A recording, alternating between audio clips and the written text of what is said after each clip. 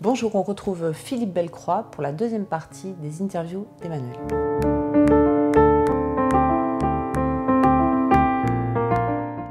Ok, alors on peut apercevoir cette photo avec cette femme dans la rue. Oui. Qu'est-ce que vous pouvez nous en dire? Alors là, on est à Kiev, on est sur l'après-Maïdan. On est dans ces espèces de photos que j'affectionne beaucoup, qui pourraient être anciennes en fait. Et c'est vrai qu'en photographie, on est beaucoup à regarder le travail des autres et des anciens pour s'en inspirer. Et en fait, on découvre un univers qui, bon, c'est saccagé tout autour. On est sur des témoignages, il y a beaucoup de fleurs. C'est une manière de dire, ou de faire remonter à la surface que cette Ukraine qu'on pense si proche, elle ne l'est pas. Elle est encore ancrée dans un passé très profond. Toute la série de photos, en fait, les décors, les vêtements, la manière de vivre des gens, même si le modernisme arrive, même si la société de consommation arrive pour les plus riches, les plus chanceux, les autres sont quand même abandonnés, quoi. Alors il y a de la déception, il y a aussi ce que j'aime beaucoup dans cette image, ce côté, comment dire ça, pas de la résignation, mais quel gâchis en fait. Quel gâchis à chaque fois, parce que y a des vies, il y a énormément d'engagement vis-à-vis de beaucoup de personnes, il y a beaucoup de violence, et le résultat à chaque fois, c'est du gâchis à la fin. Et on peut, je pense, trouver des solutions en amont si on le veut bien, si on y trouve l'énergie et les bons interlocuteurs pour éviter ce genre de situation. Voilà, c'est toujours déplorable d'en arriver là. Alors, après, on peut observer une autre photo, justement, avec un soldat. Alors, une photo couleur, cette fois. Oui. Et puis, une enseigne un petit peu connue ça arrive, oui. Alors voilà, elle était intéressante, cette photo, pour la montrer. C'est un des premiers visages que je prends quand je suis là-bas à Kiev. Le bonhomme m'interpelle, sa tenue. Pareil, on est peut-être aussi dans des photos peut-être d'après-guerre au niveau vestimentaire, son casque, enfin voilà, ils ont vraiment combattu avec ce qu'ils avaient et ce qui est sorti peut-être des greniers ou des caves. Et j'adore cette photo, bon, le cadrage il est comme j'en ai d'autres, hein, mais c'est ce cadrage-là. L'enseigne Zara m'interpelle parce qu'en fait je voulais juste dire, c'est très proche en fait, c'est très moderne. On peut penser que les photos sont anciennes quand on les voit dans les séries, mais quand on regarde celle-là, finalement on se rend compte que non, Zara, on a la même enseigne rue Sainte-Catherine à Bordeaux. Donc du coup, ce qui arrive là-bas peut nous arriver ici. Il suffit parfois pas grand-chose. Et c'est ce lien temporel en fait entre sa tenue et cette enseigne qui m'a interpellé sur cette image. Donc aller en Ukraine, c'était une sorte d'envie de témoigner, de voir vraiment ce qu'il en était, la réalité en fait finalement. Comme je l'ai dit tout à l'heure, c'est mon point de vue. D'abord, c'est ma prise de risque. À un moment ou à un autre, il faut aussi se jeter dans le bain de la photo à l'étranger, dans des situations un petit peu compliquées, ou en tout cas qu'on ne peut pas gérer, une langue qu'on ne gère pas, une culture qu'on ne gère pas, etc. Enfin bref, une mise en abîme en fait. Cette mise en abîme, moi, elle m'aide beaucoup parce qu'elle me rend quelque part vivant. Elle me rend présent là où l'histoire s'écrit. Donc il y a ce côté-là qui est important pour moi. Il y avait aussi cette volonté de faire remonter des informations par rapport à mon ressenti, parce que on est toujours interpellé par des gens autour de nous qui ont des visions très fixes, et du coup créer des déséquilibres en apportant d'autres formes d'informations avec la sincérité qu'on a, puisque en plus c'est le cercle familial, c'est les amis proches, etc. Ça impacte beaucoup plus que quand on fait de la lecture sur de la presse internationale ou autre chose. Donc oui, l'ambition elle était là, cette mise en abîme et ce retour humain en fait de mon parcours, de tout ce que j'ai vécu là-bas, quoi. Et qu'est-ce que vous en avez ramené finalement ou retiré? Toujours cette notion de grand gâchis et toujours cette première impression en fait que tout le monde est victime.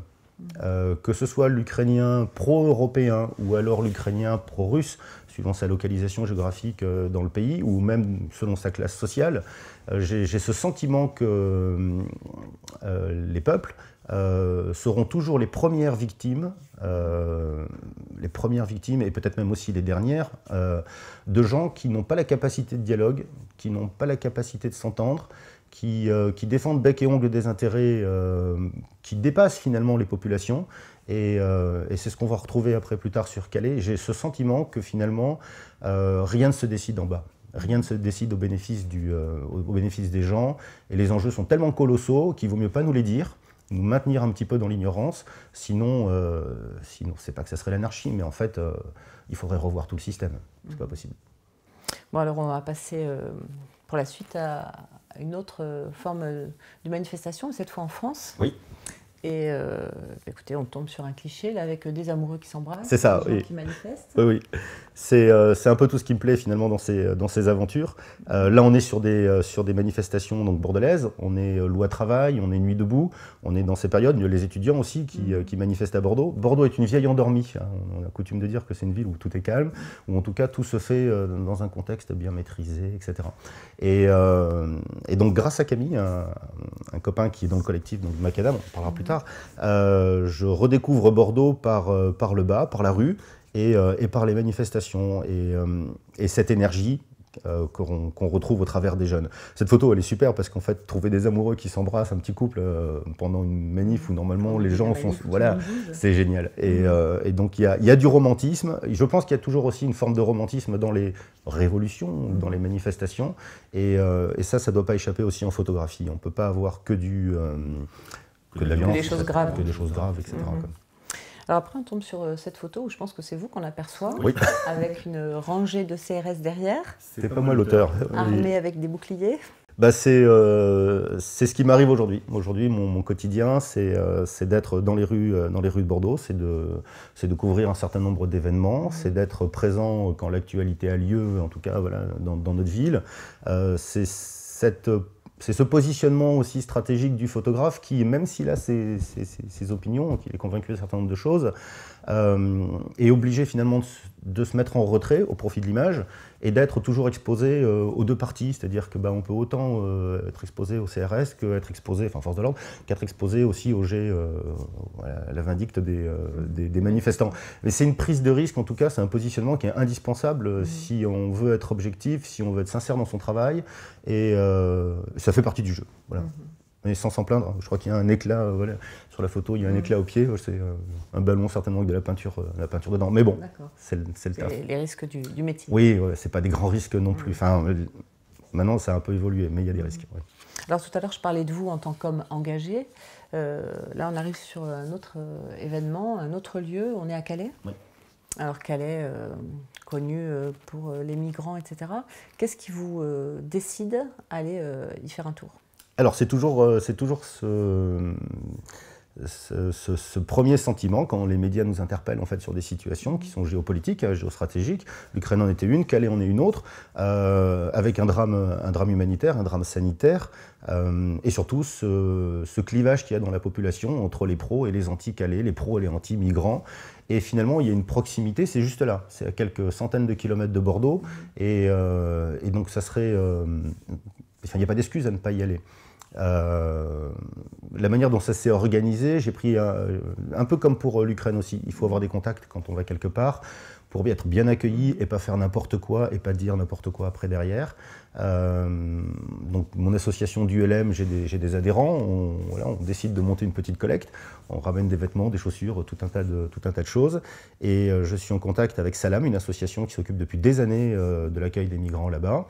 D'abord par échange internet, email, et puis je suis invité à y aller. Et je fais 2 séjours là-bas, 2 séjours qui me permettent d'investir le camp, de rencontrer le travail des associations qui sont sur place, des gens qui s'investissent, mais aussi le travail de l'État, puisque l'État est présent sur le camp à Calais, et de rencontrer des migrants avec des histoires, mais personne ne voudrait vivre aussi, traverser l'Afrique, tragique, 4000 km, pas parler la langue, entre la fête, enfin... C'est innommable, mais en fait, chaque cas est unique en fait, dans ce qui leur arrive, et on ne peut pas rester indifférent à leur histoire, en tout cas à leur histoire en tant qu'humain. La manière après dont on les accueille, la manière dont les lois font qu'on on les réoriente, on les renvoie, ou on les envoie dans un autre pays, etc., c'est encore très compliqué. On n'a pas de droit de regard, nous, là-dessus, on fait confiance à l'État. Donc oui, Calais, je me précipite, c'est à côté, il n'y a pas de raison de ne pas y aller.